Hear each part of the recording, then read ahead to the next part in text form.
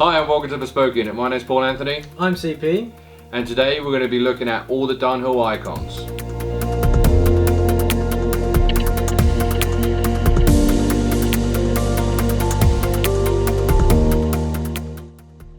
So Schultz, Philippe and I have just recently finished reviewing all of these different Dunhill icon releases.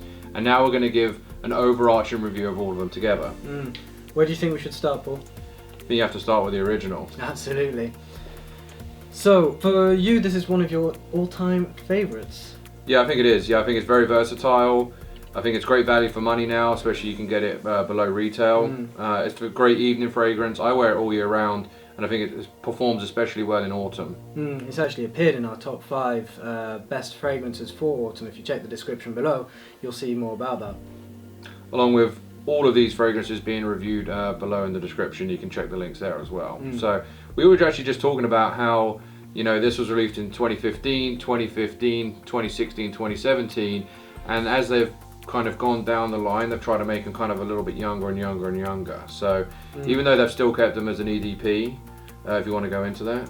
Yeah, an EDP is one of the highest concentrations you can have of a fragrance. Basically, a fragrance, the way it works is that you have aromatic compounds and oils that are mixed with a solvent to allow that blend to be stable. If you use too much oil, it's actually bad for the skin and it can cause allergic reactions. So it's quite typical to use something like alcohol. Most colognes or eau de cologne are some of the weakest fragrances, but a parfum is actually very strong, which makes it one of the most intense and long-lasting fragrances. If you check the link below, you can read more about fragrance strengths and concentrations to read more. And all of these are that highest concentration. But the purpose of this video is to really kind of touch high level on if you're thinking about buying a Dunhill icon fragrance, which one to buy, and if you already have the original or one of the others, should you maybe buy the whole set as we have here, or maybe just pick and choose between them. So if you want to start it off with the original, because I know it's not your exact favorite, but it'd be interesting to hear what usage you think it has. Well, I think it's a very interesting fragrance, and that is, although ideal as we mentioned earlier for the autumn or for the fall, it's also a very versatile fragrance that can be worn throughout the year, as Paul does. It's also a fragrance that's quite formal and attracts a higher age range, but could be worn for more casual events as well. What's interesting in its composition is a very resinous base, which Paul, I remember if you check the previous review of this one, Paul absolutely loves the base. On the head we have neroli, petit, and bergamot, which is quite similar to the others, but it's in the heart and the base where things are really different. Being the original, it's a preferred choice. Now, what would you say about the Icon Absolute? Because you were saying this is one that you quite like as well. Yeah, for me it's probably my second favourite. So I find it very rich and heavy, and I think it's a great, winter fragrance. It's kind of spicy, a little bit peppery. I know it shares the bergamot in the head like the original Icon, but for me, only in winter, at the office and going out at night. I think it's quite versatile, but it has to be, during those colder months. Well, the gold colour really defines the one of the particular notes in this fragrance, which I absolutely love and I think stands out compared to the others, is saffron, which is a very rare spice and quite an expensive one too. Now, although it's probably a synthetic compound that was used to make it, it's very noticeable and lasts, although it starts in the heart, lasts all the way down through the base. A lot of people comment that this doesn't have great longevity. However, I do feel like it does last throughout the whole day on my skin. Other people may have a different opinion of it, but again, I think the performance is great in all of these, excluding maybe this one, which we'll get to in a minute. So anyway, we go on to the Dunhill Icon Elite, released a year after the first 2 introductory fragrances. Again, sharing some of that bergamot in the head, kind of touching it all together.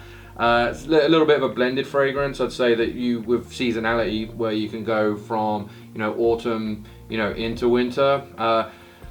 For me, it has the least amount of personality out of all the fragrances.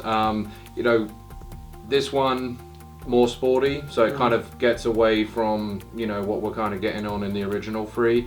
So my personal opinion is I would probably not repurchase this one out of the other 3 that are available. Yeah, for sure. If there's one thing to say about this particular fragrance in terms of notes, would be the birch tar, which creates quite a leathery accord. It's kind of sweet in finish, and there's also some ebony wood in the base as well, but like Paul says, it tends to lack much more substance other than that to bring it forward. Little flair. So finally, we're going on to the Dunhill Icon Racing. to show the British racing green, and we've got some racing nice. green stripes there on the cap.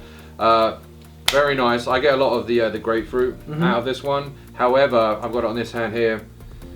I do find it extremely fleeting, and for an EDP, very disappointing with the longevity on this one. Some people have picked up as well during our third-party feedback that in the base there's this really weird sweet bubblegum note that comes from the guacwood.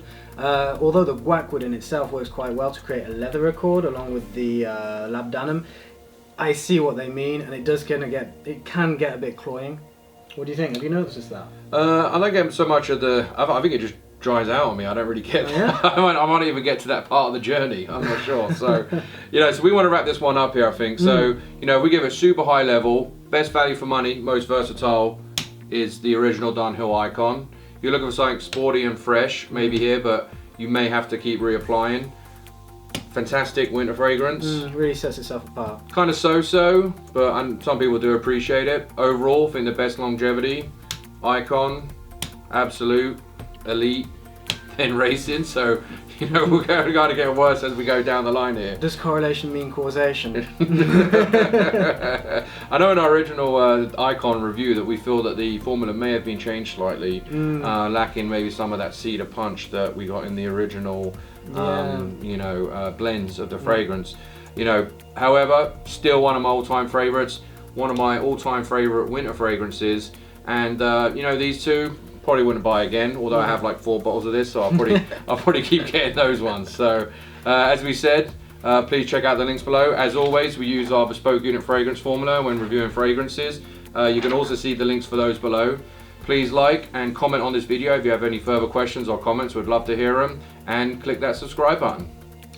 Take care.